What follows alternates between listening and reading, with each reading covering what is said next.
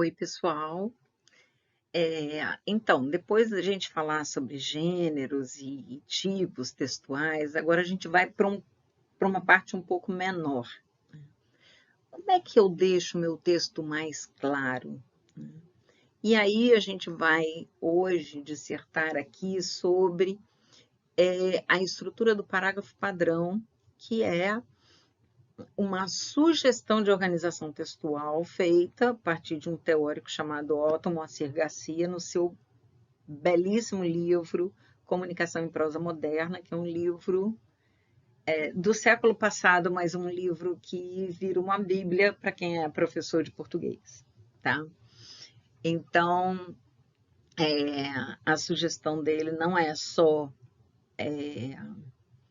interessante, como é muito consistente. E por isso que ele é um nome que até hoje a gente usa. Então, o que eu vou passar aqui não me pertence como ideia, é a ideia do Otton M. Garcia. O parágrafo é uma unidade de composição do texto constituída por um ou mais de um período, em que se desenvolve determinada ideia central ou nuclear, à qual se agregam outras secundárias, intimamente relacionadas pelo sentido e logicamente decorrentes dela.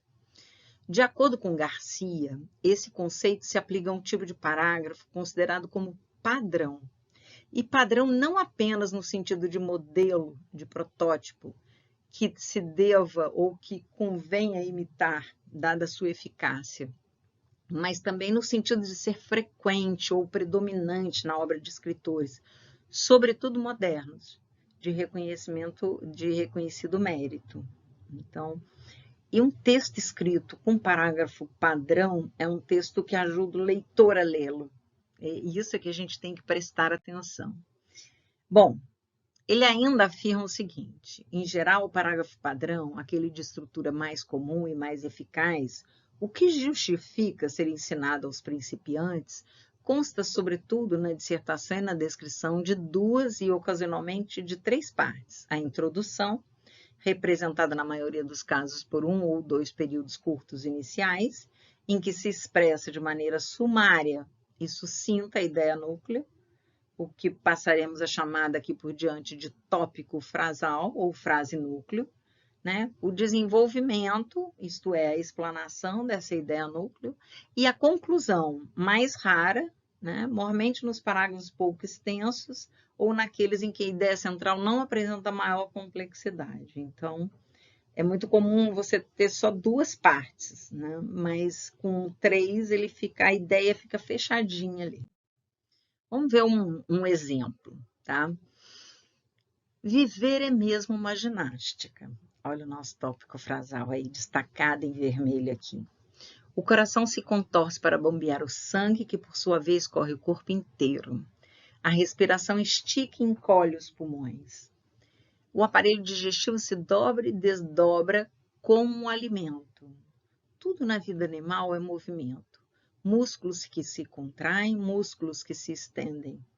Graças a cerca de 650 músculos, o homem pode, além de viver, ficar em pé, andar, dançar, falar, piscar os olhos, cair na gargalhada, prorromper em lágrimas, expressar no rosto emoções, escrever e ler esse texto.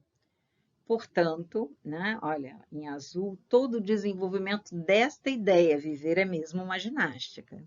Portanto, o desempenho da musculatura é muito mais forte que mera força bruta. E fecha, né? Não repete o que diz, mas reafirma que é uma ginástica, né? Que é a ideia central do texto, que é o nosso tópico frasal. Qual a importância da gente ter um tópico frasal, né? Ele é importante para quem escreve e para quem lê, né? E é importante para que não se perca ao escrever, pois essa ideia é a base do parágrafo. Então, aqui é um parágrafo, aqui eu vou desenvolver esta ideia, né?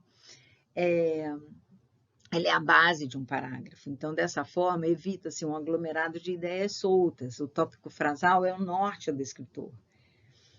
Para o leitor é importante porque ao iniciar a leitura do tópico frasal, ele já saberá que ideia encontrará ao longo do parágrafo. Então, eu começo a ler um parágrafo, eu já sei que ideia está ali colocada. Vamos ver mais um exemplo. E a gente vai ver mais 2 exemplos aqui em seguida, né, para fechar essa ideia, que a gente espera que os ajude, né, a escrever com mais clareza. O Brasil tem 31 milhões de crianças, destas, apenas 3 milhões terminarão o curso secundário. Aí eu tenho a ideia colocada. Aí vem o desenvolvimento da ideia, né? É uma forma de abandono disfarçado, mesmo daquelas que não dormem na rua. Um programa educacional para todas essas crianças não se fará pela lógica do crescimento econômico, mas sim usando um crescimento econômico que seja subordinado e compatível com a educação.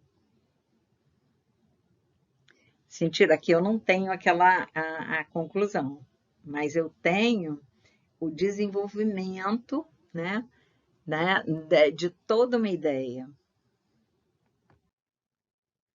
4 funções básicas têm sido atribuídas aos meios de comunicação: informar, divertir, persuadir e ensinar.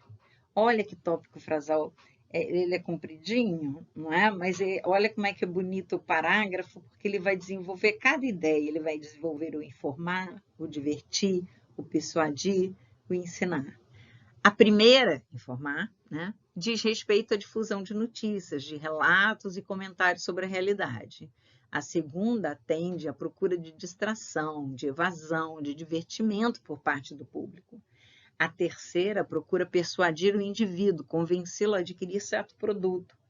A quarta, né, é realizada de modo intencional ou não por meio de material que contribui para a formação do indivíduo para ampliar seu acervo de conhecimento. Tá vendo? Olha, o texto escrito, ele não precisa, eu até na hora que li aqui, eu falei, a primeira, informar, né? Eu fiz porque o texto falado, ele exige que você localize melhor as ideias, mas o texto escrito não, porque o leitor vai sozinho até lá em cima. Então, a segunda já é divertir, a terceira é persuadir, a quarta é ensinar, tá? É isso. É a dica de uma boa organização textual.